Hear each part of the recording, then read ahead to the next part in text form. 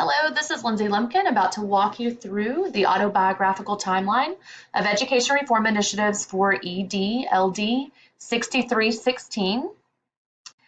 This was somewhat difficult to narrow down specific school reforms, I might say, as so many are applicable to this assignment. I did, however, try to find some reform, especially state reform, that might have been as well known, that might not have been as well known as some others. It definitely caused me to go through and do a bit of searching to fit all of these pieces together. So I just first began with a short timeline of my own personal experiences, similar to that of the first assignment submitted. It's not necessarily relevant to any one person in the cohort, but rather it shows the relevance to reform along my own journey. It is simply a way for me to show others how I might frame where I stood while reform occurred around me and those signing reform into law currently. So I start with this idea of punctuated equilibrium. And honestly, when Dr. Wiseman put this video in, and I'm trying to listen to the theorist speak or the biologist speak about punctuated equilibrium, I am definitely, somewhat lost and didn't really understand. So I had to go in and do some research. So as I moved through the reading with Mitra and the videos, I dug a little bit deeper into the punctuated equilibrium and thought that this quote described its sense of organized chaos, basically. The punctuated portion happens over time when things have been dominant or slow and then bursts of change occur. Therefore, policy change is not a perfect process. It most definitely has moments of rapidity, like during times of crises, but most often it is more reflective of punctuated equilibrium. And basically, it just says the long view of public policy development is not one of gradual adjustment, but episodic and disjointed bursts of change. Much of how I feel that education sometimes is seen, viewed, described, experienced by several of us. So the 3 areas of school reform I chose are highlighted here. At the national level, I chose to go with the Every Student Succeeds Act of 2015. At the state level, I decided to find a reform policy that has not been the focus for some time, although it had major impacts for Texas education. I went to the Public Schools Reform Act of 1995 for state reform. And lastly, I chose to focus on districts of innovation for the local level, mostly because there is not a ton of local reform as we rely a great deal on what the state tells us is new policy and what comes down the pipe from them.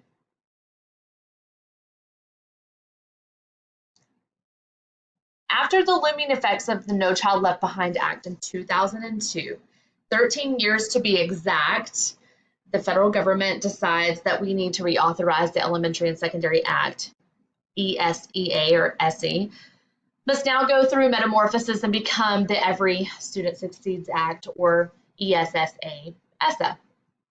Nickleby wasn't necessarily a terrible idea with improving achievement gaps, shoring up rigor and relevance in classrooms, and basically wanting to prepare students for college.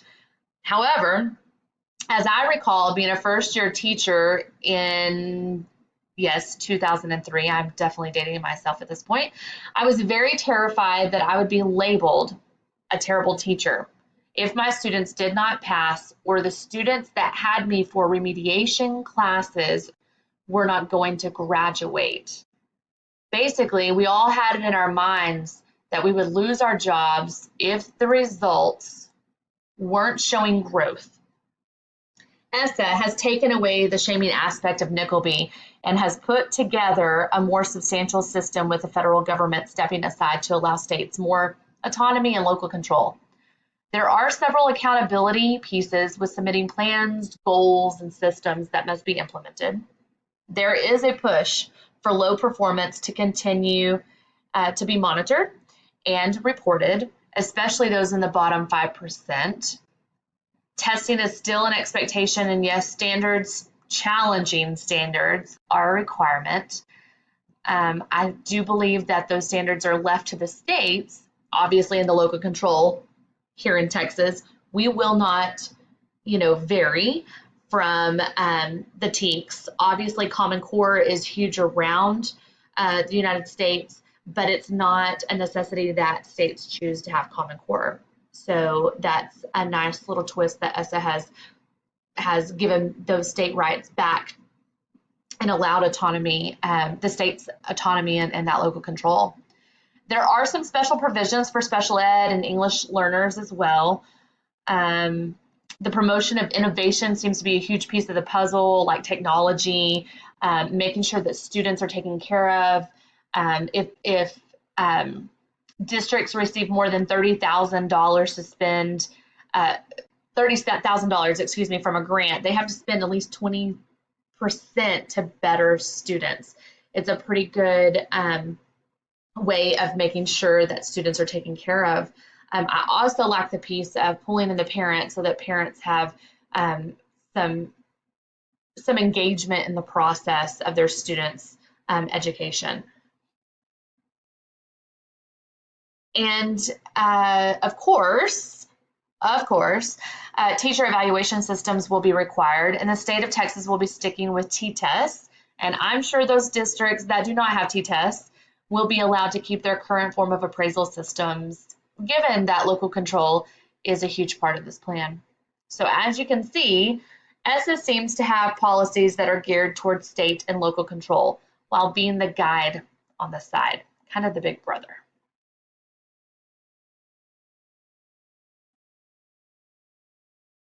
So for moving forward in the state reform, the Public Schools Reform Act of 1995 in Texas is described by TEA as basically the second major reform historically.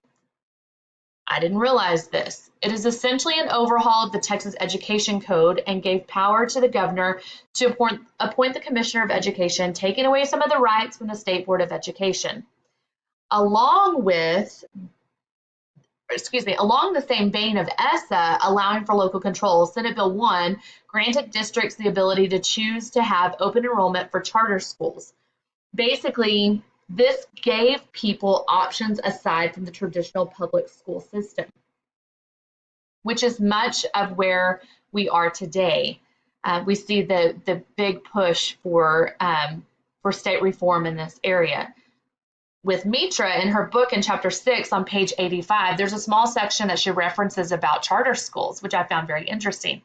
I found it interesting in the sense that that it added state reform choice here and discusses charter schools. It says that people tend to make decisions based on personal experience rather than what the research tells them. For example, recent research on charter schools shows decision makers will ignore strong research showing limited effects of charter schools in favor of local success. Interestingly enough, that the charter and voucher programs are being pushed down the pipe by city legislatures, who support school choice. I don't necessarily have an issue with school choice, but it must have research to back its promotion, not just support. Furthermore, we have an education system with complicated facets that we have not been able to, quote unquote, fix yet. And we think that by creating another form of education, it'll solve the world's problems. It's been my experience that charters have not always been as successful as those who move their students from traditional schools had hoped. Again, research can go both ways, but what Mitra says about decision making based on personal experience rather than finding the facts has a lot of truth.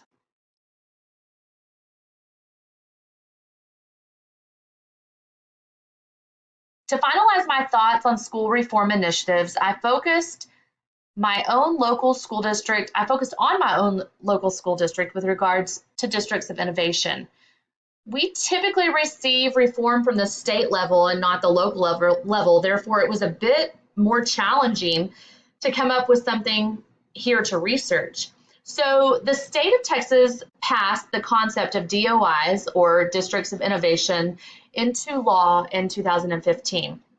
It basically allows for public schools to access the same forms of flexibility as said charter schools, such as start dates and possibly trying to be more innovative in their approaches to educating students. To be eligible for this process, a district had to have at least scored acceptable on their school rating from the state. Many districts, 864 to be exact, were able to submit plans to the state in hopes of becoming a district of innovation. Plus, the bonus is that this program is good for 5 years and exempts districts from certain TEC or Texas Education Code requirements. As for my local school district, Ector County Independent School District, we adopted the DOI plan in 2017 and have until 2022, 5 years, to reap its benefits. Just a few benefits include career and technical education teachers that do not have to hold teacher certifications. They only have to hold a certain level of certification for the fields they work under. For example, welding teachers have certain certifications that they have to carry, and those are in place. And they also have to have several hours of welding to keep their certifications. But they do not have to hold a teaching certificate for the state of Texas to teach high school students post-secondary skills. It's really a great way to open opportunities for some students and people who might be looking for something different than an 8-to-5 job. The district submitted a very conservative plan. They didn't go over the top. They really kind of held back and withheld a lot of too lofty of goals. They wanted something that they submitted attainable goals, something that were reachable, and especially so that they wouldn't be necessarily pigeonholed by the state. So here are my reference pages. You can see who I referenced. Excuse me. Overall, these 3 education reforms show the progression through my journey in education, as well as the impacts they have created along the way. Sir Ken Robinson's video, I had seen that before and appreciate that he has such a visual way of representing different educational issues, although I don't agree with everything, including the argument with ADHD. However, the intent of this discussion regarding ADHD and the fact that we have a generation of students that we've anesthetized in order to focus, yet now are literal zombies we've helped to create. I don't think it's necessarily fair to call it a fictitious epidemic per se, but rather the fact that he brings to light the way we have always done education. Yes, students need to be awakened, not limiting them and really allowing for them to have that divergent thinking.